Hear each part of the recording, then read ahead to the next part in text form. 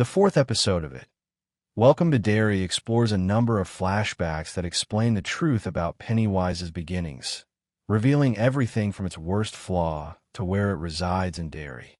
In the last moments of the fourth episode of the Stephen King series, General Shaw requests that Dick Hallorann question Taniel since he and his crew are likely to be aware of Pennywise's whereabouts.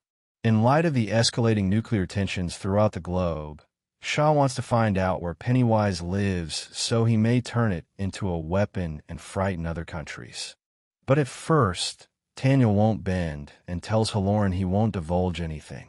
Then, Hallorann uses his shining skills to gain insight into Taniel's mind and get the information he needs. He seems to be in one of Taniel's memories, recalling what his people have taught him about Pennywise and its past.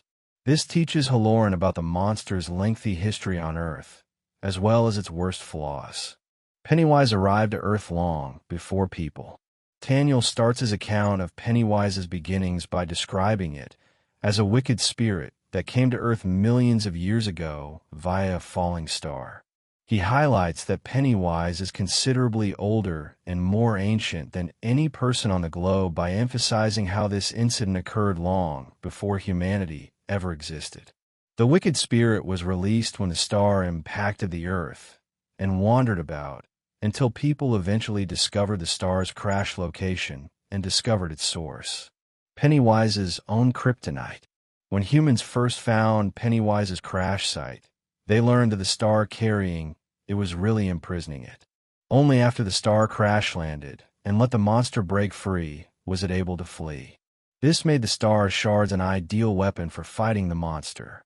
Because of this, Taniel's forefathers kept Pennywise away from them for a number of years by using fragments from the star. Taniel's forefathers avoided the western woods and used the shard as a dagger to protect themselves from a monster, which they called the Gallu, for years. Before the arrival of the settlers, humans had learned to live peacefully with Pennywise. Taniel's family were able to live peacefully with Pennywise for a long time because they handed along all of their knowledge about the monster to succeeding generations. They made sure the Gallu never crossed their domain and refrained from hunting there. But when the settlers arrived, this equilibrium was quickly upset. They were cautioned about the perils of hunting in the western wilderness, but they disregarded the advice. They thus fell prey to Pennywise. Pennywise became more resilient to its kryptonite as it grew stronger. The Gallu became more powerful after consuming the settlers' flesh and terror. Therefore, in the western woodlands, a single dagger from a star was insufficient to confine it. Taniel's ancestors were about to go when one courageous girl, Nekani, made the decision to use the dagger to journey to the western woodlands in search of a different route. The Sesqui, the little girl's mother, pursued her into the forest in an attempt to shield her from the monster.